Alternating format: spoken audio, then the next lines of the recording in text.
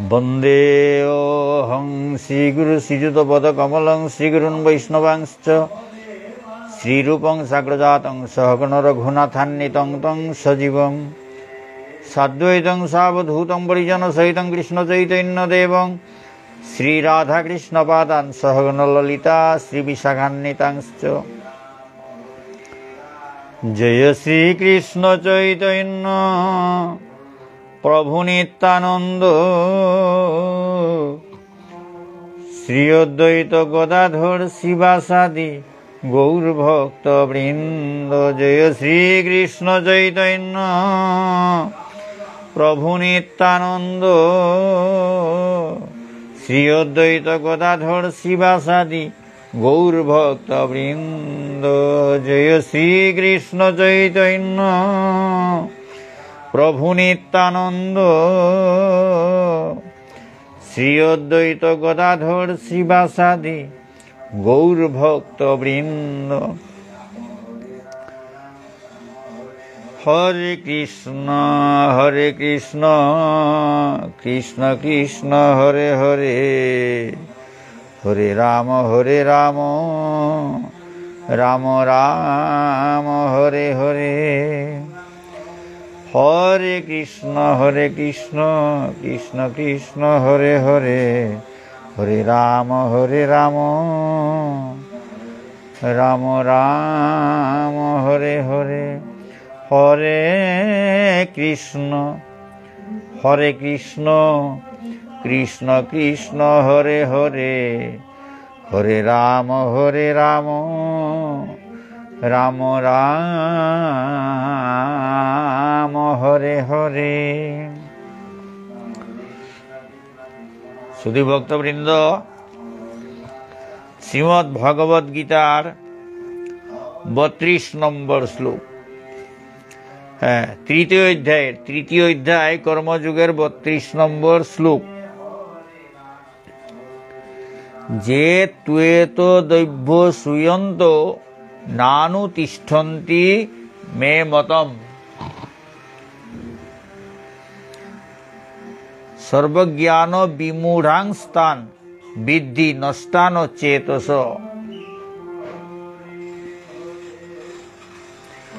जे त्वेतो दैभ्यो श्रूयन्तो नानुतिष्ठन्ति मे मतम्। सर्वज्ञान विमूढांस्तान् विद्धि नष्टान चेतस। किन्तु যারা অসূয়া পূর্বক আমার এই উপদেশ পালন করে না, তাদের সমস্ত জ্ঞান থেকে বঞ্চিত বিমূঢ় এবং পরমার্থ লাভের সকল প্রচেষ্টা থেকে ভ্রষ্ট বলে জানবে। কিন্তু যারা অসূয়া পূর্বক আমার এই উপদেশ পালন করে না, তাদের সমস্ত জ্ঞান থেকে বঞ্চিত বলে জানবে, বিমূঢ় বলে জানবে এবং পরমার্থ লাভের সকল প্রচেষ্টা থেকে ভ্রষ্ট বলে জানবে। তাৎপর্য, শ্রীকৃষ্ণ ভাবনাময় না হওয়ার ক্ষতি সম্পর্কে এখানে স্পষ্টভাবে উল্লেখ করা হয়েছে। শ্রীকৃষ্ণ ভাবনাময় না হওয়ার ক্ষতি সম্পর্কে এখানে স্পষ্টভাবে উল্লেখ করা হয়েছে। কর্মক্ষেত্রে সর্বোচ্চ কর্মকর্তার নির্দেশ মানতে অবাধ্যতা করলে যেমন শাস্তি হয়, অমান্যকারী লোক, তা সে যতই উচ্চ স্তরের হোক, তার কাণ্ডজ্ঞানহীন বুদ্ধি বিবেচনার জন্য তার নিজের স্বরূপ সম্পর্কে, এমনকি পরম ব্রহ্ম, পরমাত্মা এবং পরম পুরুষোত্তম ভগবানের স্বরূপ সম্পর্কেও অজ্ঞ। অমান্যকারী লোক সে যতই উচ্চ স্তরের হোক, তার কাণ্ডজ্ঞানহীন বুদ্ধি বিবেচনার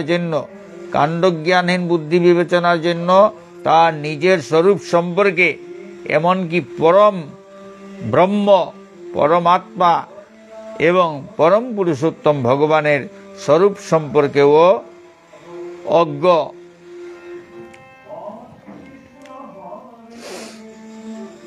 যারা ভগবানের নির্দেশ পালন করেন না, শ্রীকৃষ্ণ ভাবনাময় হন না, তাদের কথা বলা হয়েছে অমান্যকারী লোক। সে যতই উচ্চ স্তরের হোক, তার কাণ্ডজ্ঞানহীন বুদ্ধি বিবেচনার জন্য, তার নিজের স্বরূপ সম্পর্কে, এমনকি পরম ব্রহ্ম, পরমাত্মা এবং পরম পুরুষোত্তম ভগবানের স্বরূপ সম্পর্কেও অজ্ঞ। সুতরাং তার জীবনে পরিশুদ্ধতা লাভের কোনোই আশা নেই।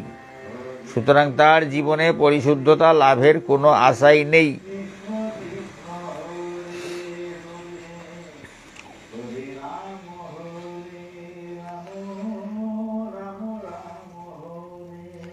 অসূয়াপূর্বক শব্দটার অর্থ হচ্ছে মাৎসর্যবশত। মাৎসর্য অর্থাৎ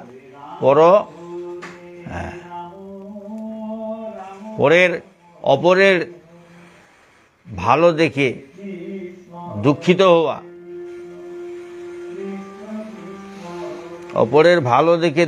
হওয়া, বা অপরকে হিংসা করা, অপরের ভালো দেখে বা সৌন্দর্য দেখে তাকে হিংসা করা, এইসব হচ্ছে মাৎসর্য দোষ।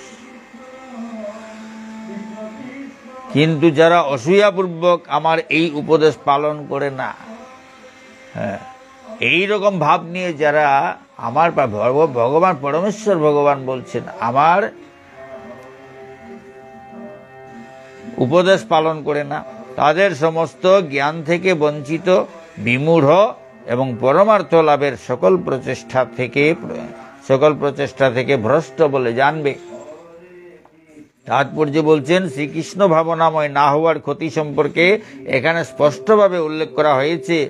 কর্মক্ষেত্রে সর্বোচ্চ কর্মকর্তার নির্দেশ মানতে অবাধ্যতা করলে যেমন শাস্তি হয়, তেমনি পরম পুরুষোত্তম ভগবানের নির্দেশ অমান্য করলেও নিশ্চয়ই শাস্তি আছে। অমান্যকারী লোক, তা সে যতই উচ্চ স্তরের হোক, তার কাণ্ডজ্ঞানহীন বুদ্ধি বিবেচনার জন্য তার নিজের স্বরূপ সম্পর্কে, এমনকি পরম তত্ত্ব, পরমাত্মা এবং পরম পুরুষোত্তম ভগবানের স্বরূপ সম্পর্কেও সে অজ্ঞ। সুতরাং তার জীবনে পরিশুদ্ধতা লাভের কোনোই আশা নেই। কারণ শ্রীমদ্ ভগবদ গীতার 3টি অধ্যায় কর্মযোগের 32 নম্বর শ্লোক, তার অনুবাদ এবং তাৎপর্য পড়া হয়ে গেল।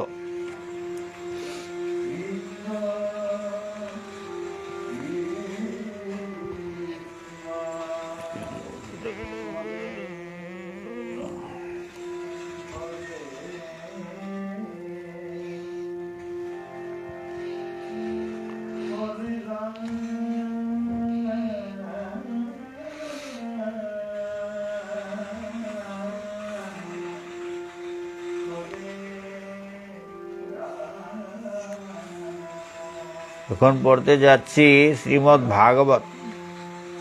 ভাগবতের 10ম স্কন্ধের 15 নম্বর অধ্যায়ের, অর্থাৎ ধেনুকাসুর বধ অধ্যায়ের 17 নম্বর শ্লোক।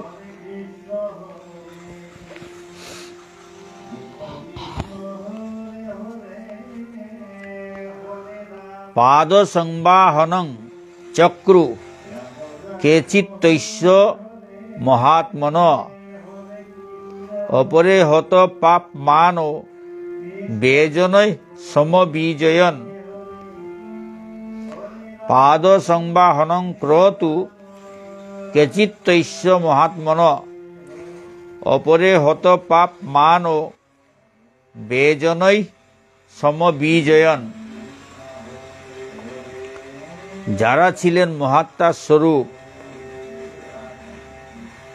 সেই রকম কতিপয় গোপ বালকেরা তখন তার পাদপদ্ম মর্দন করে দিতেন।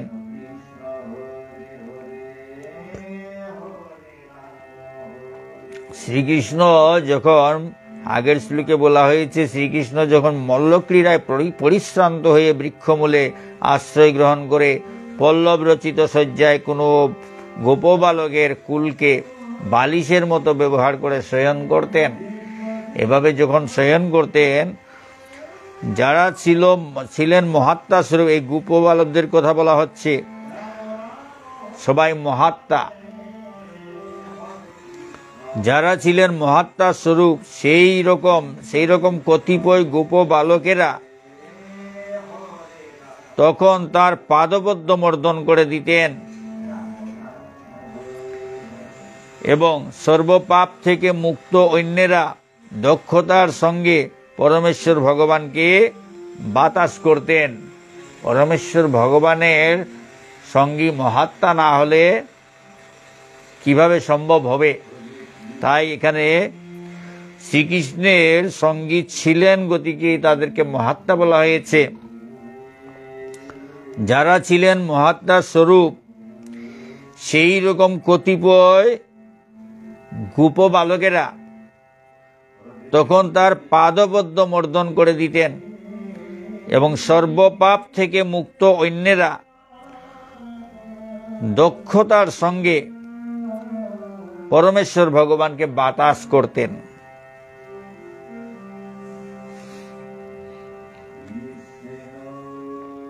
তাৎপর্য: সমবিজয়ন শব্দটির মাধ্যমে বোঝানো হয়েছে যে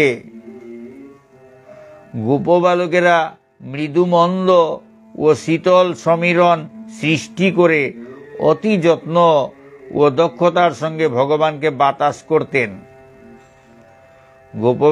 গোপবালকেরা মৃদুমন্দ ও শীতল সমীরণ সৃষ্টি করে, শীতল বাতাস সৃষ্টি করে অতি যত্ন ও দক্ষতার সঙ্গে ভগবানকে বাতাস করতেন।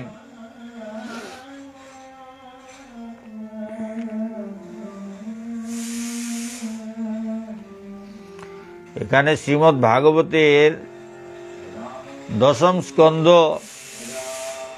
ধেনুকাসুর বধ, দশম স্কন্ধ 15 নম্বর অধ্যায়, অর্থাৎ ধেনুকাসুর বধ অধ্যায়ের 17 নম্বর শ্লোক, তার অনুবাদ এবং তাৎপর্য পড়া হয়ে গেল।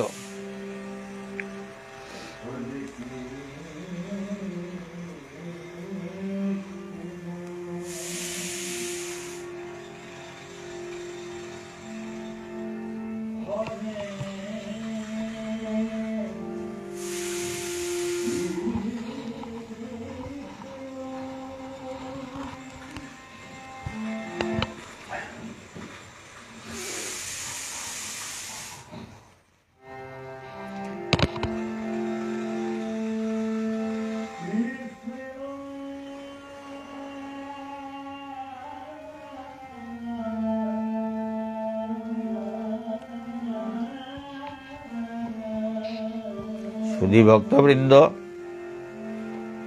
সময় ঠিক থাকছে না, সময় মতো বসতে পারি না। আমার ইচ্ছা থাকলেও হচ্ছে না। সব পরমেশ্বর ভগবানের ইচ্ছা। কৃষ্ণের ইচ্ছা বিনা, ঈশ্বরের ইচ্ছা বিনা পত্র নাহি নড়ে। আমি যদিও চেষ্টা করি কিছু সময় দিয়ে সেই সময় মতো বসার চেষ্টা করি, কিন্তু সেটা হয়ে ওঠে না। আমার কথা ঠিকমতো কোনোদিনও হয় না, সেটাই হচ্ছে আমার একটা নিয়ম। আমি কথা দিয়ে সেই কথা ঠিকমতো রাখতে পারি না, দেরি হয়ে যায়। বিভিন্ন কাজ টাজ থাকে, সংসারের মধ্যে আছি, গার্হস্থ্য ধর্ম পালন করছি, সুতরাং অনেক ধরনের ব্যাপার মাঝখানে ঢুকে যায়, ওইসব কারণে দেরি হয়। আমি বলছি আমার ইচ্ছা অনুযায়ী কাজ হচ্ছে না, তার জন্য আমাকে ক্ষমা করবেন। সবার শ্রীচরণে ক্ষমা প্রার্থী আমি।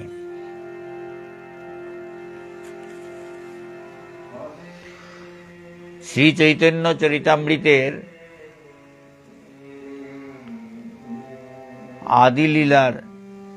আদিলীলার দ্বিতীয় পরিচ্ছেদের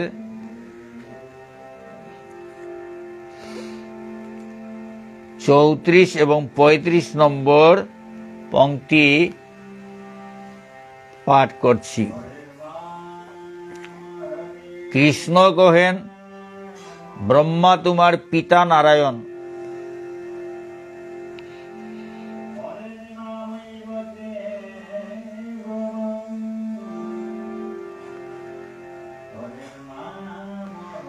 কৃষ্ণ কহেন ব্রহ্মা তোমার পিতা নারায়ণ, আমি গোপ তুমি কইছে আমার নন্দন, আমি গোপ তুমি কইছে আমার নন্দন।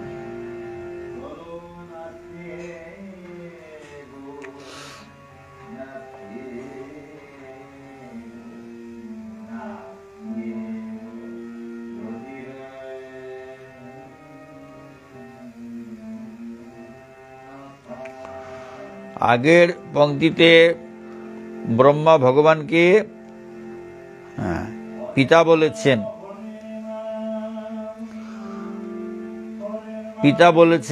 পিতা বলে ক্ষমা প্রার্থনা করছেন।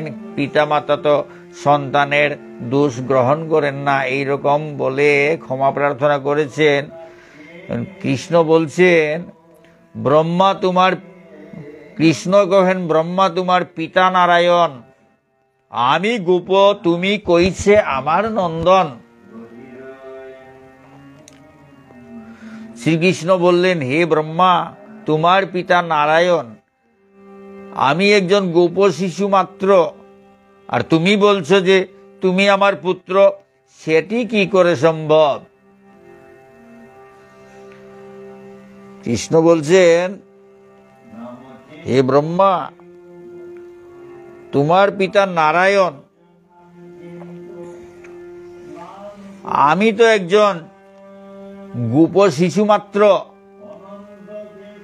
আর তুমি বলছো যে তুমি আমার পুত্র, সেটি কি করে সম্ভব? ব্রহ্মা বলেন, তুমি কি না হও নারায়ণ, তুমি নারায়ণ, শুনো তাহার কারণ।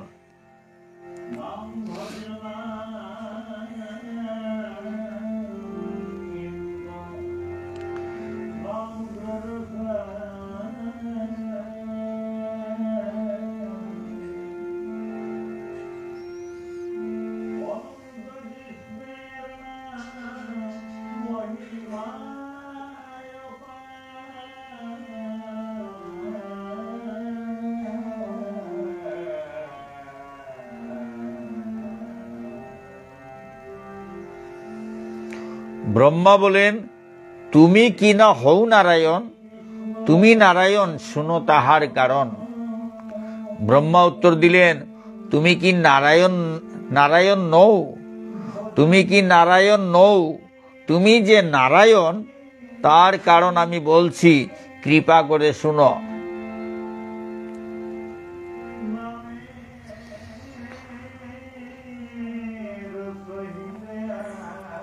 ব্রহ্মা উত্তর দিলেন, তুমি কি নারায়ণ নও? তুমি যে নারায়ণ, তার কারণ আমি বলছি, কৃপা করে শুনো। ভগবান বলছেন, ব্রহ্মা বলছেন, আপনি কি নারায়ণ নন? আপনি যে নারায়ণ, তার কারণ আমি বলছি, কৃপা করে শ্রবণ করুন।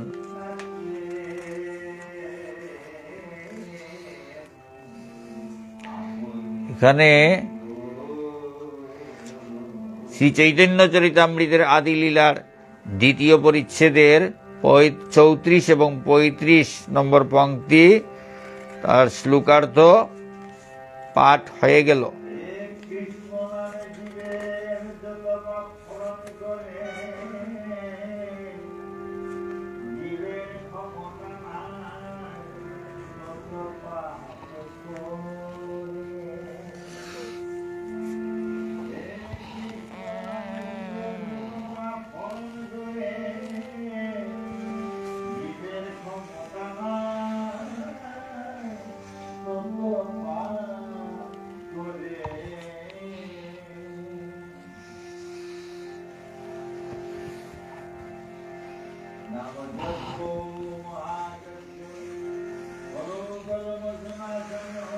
এখন পড়তে যাচ্ছি শ্রীল রূপ গোস্বামী কৃত ভক্তিরসামৃত সিন্ধু গ্রন্থ থেকে।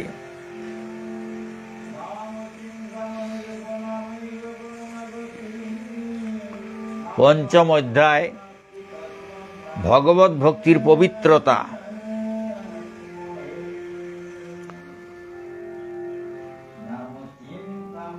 শ্রীল রূপ গোস্বামী পূর্বে বিস্তারিতভাবে যে সমস্ত উপদেশ দিয়েছেন তার সারমর্ম হচ্ছে, যতক্ষণ পর্যন্ত বিষয়ভোগ করার বাসনা অথবা ব্রহ্মজ্যোতিতে লীন হয়ে যাওয়ার বাসনা থাকে, ততক্ষণ পর্যন্ত শুদ্ধ ভক্তির জগতে প্রবেশ করা যায় না। যতক্ষণ পর্যন্ত বিষয়ভোগ করার বাসনা অথবা ব্রহ্মজ্যোতিতে লীন হয়ে যাওয়ার বাসনা থাকে, ততক্ষণ পর্যন্ত শুদ্ধ ভক্তির জগতে প্রবেশ করা যায় না।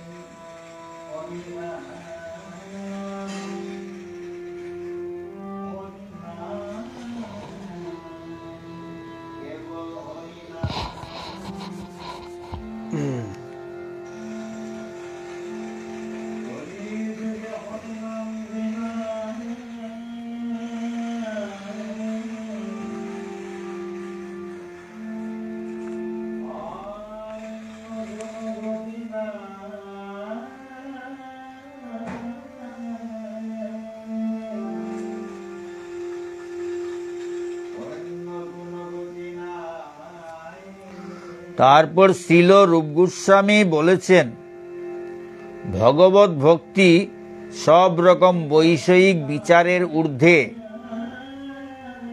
এবং তা কোনো রাষ্ট্র, জাতি, সমাজ অথবা পারিপার্শ্বিক অবস্থার মধ্যে সীমাবদ্ধ নয়। প্রতিটি জীবেরই তাতে অধিকার রয়েছে। প্রতিটি জীবেরই তাতে অধিকার রয়েছে। শ্রীমদ্ ভাগবতে বলা হয়েছে, ভগবত ভক্তি জড়জাগতিক স্তরের ঊর্ধ্বে অপ্রাকৃত স্তরের চিন্ময় বস্তু। ভগবত ভক্তি জড়জাগতিক স্তরের ঊর্ধ্বে অপ্রাকৃত স্তরের চিন্ময় বস্তু এবং তা কোনো জড়জাগতিক কারণের অধীন নয়। কোন রকম লাভের আশা না করে ভগবত ভক্তির অনুশীলন করতে হয়। কোন রকম লাভের আশা না করে ভগবত ভক্তির অনুশীলন করতে হয়।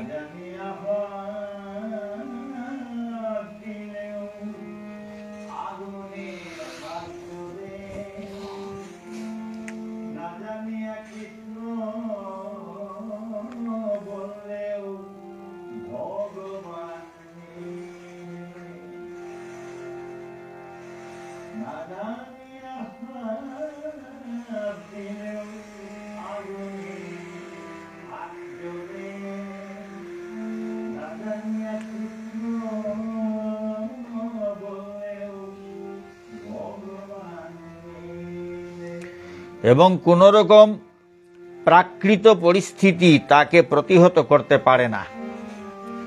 কোন রকম প্রাকৃত পরিস্থিতি তাকে প্রতিহত করতে পারে না।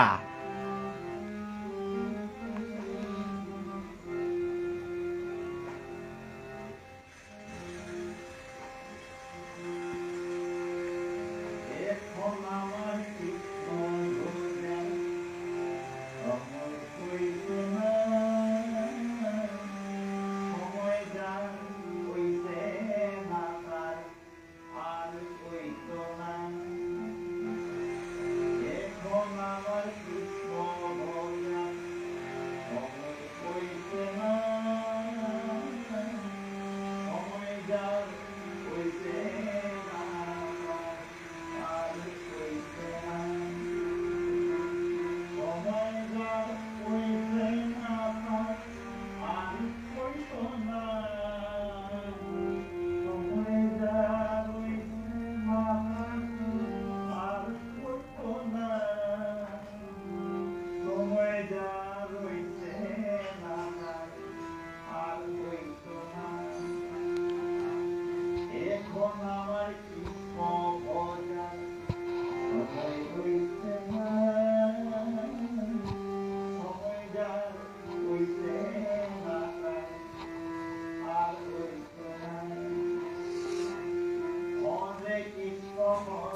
কোন রকম ভেদভাব ব্যতীত সকলেরই তাতে অধিকার আছে। কোন রকম ভেদভাব ব্যতীত সকলেরই তাতে অধিকার আছে এবং তা হচ্ছে প্রতিটি জীবেরই স্বাভাবিক বৃত্তি, এবং তা হচ্ছে প্রতিটি জীবেরই স্বাভাবিক বৃত্তি। ভগবত ভক্তির অনুশীলন করা হচ্ছে প্রতিটি জীবেরই স্বাভাবিক বৃত্তি। শিলরূপ গোস্বামী পূর্বে বিস্তারিতভাবে যে সমস্ত উপদেশ দিয়েছেন তার সারমর্ম হচ্ছে, যতক্ষণ পর্যন্ত বিষয়ভোগ করার বাসনা অথবা ব্রহ্মজ্যোতিতে লীন হয়ে যাওয়ার বাসনা থাকে, ততক্ষণ পর্যন্ত শুদ্ধ ভক্তির জগতে প্রবেশ করা যায় না। তারপর শিলরূপ গোস্বামী বলেছেন, ভগবত ভক্তি সব রকম বৈষয়িক বিচারের ঊর্ধ্বে এবং তা কোনো রাষ্ট্র, জাতি, সমাজ অথবা পারিপার্শ্বিক অবস্থার মধ্যে সীমাবদ্ধ নয়। প্রতিটি জীবেরই তাতে অধিকার রয়েছে। শ্রীমদ্ ভাগবতে বলা হয়েছে, ভগবত ভক্তি জড় জাগতিক স্তরের ঊর্ধ্বে অপ্রাকৃত স্তরের চিন্ময় বস্তু এবং তা কোন রকম জাগতিক কারণের অধীন নয়। কোন রকম লাভের আশা না করে ভগবত ভক্তির অনুশীলন করতে হয়। কোন রকম লাভের আশা না করে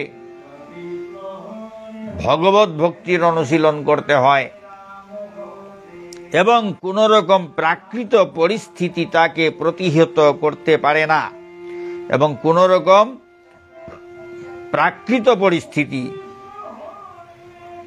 তাকে প্রতিহত করতে পারে না। কোন রকম ভেদভাব ব্যতীত সকলেরই তাতে অধিকার আছে এবং তা হচ্ছে প্রতিটি জীবেরই স্বাভাবিক বৃত্তি।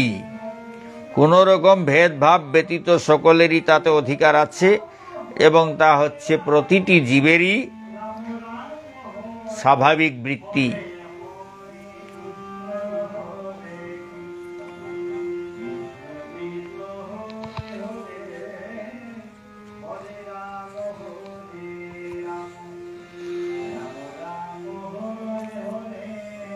শিলরূপ গোস্বামী কৃত ভক্তি রসামৃত সিন্ধু পাঠ এখানে শেষ হলো।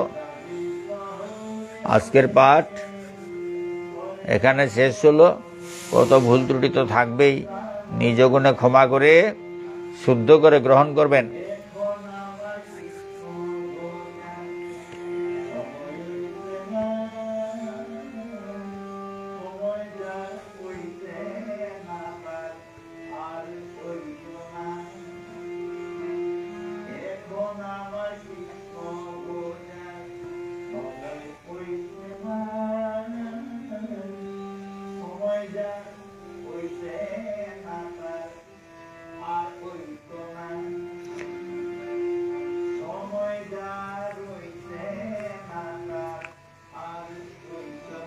আজকের পাঠ এখানে শেষ হলো। কত ভুল ত্রুটি তো থাকবেই।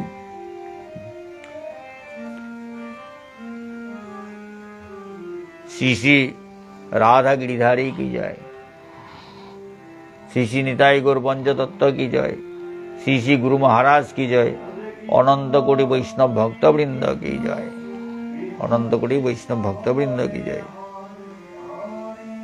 জয় শ্রীমদ্ ভগবদ গীতা,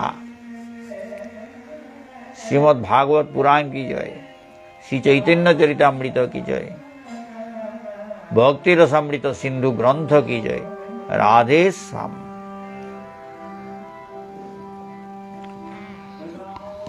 জয় রাধে।